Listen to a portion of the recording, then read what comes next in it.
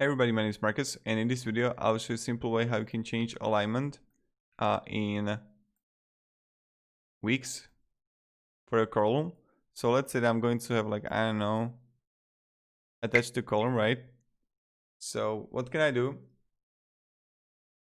Just click column here on your strip element, click on layout, and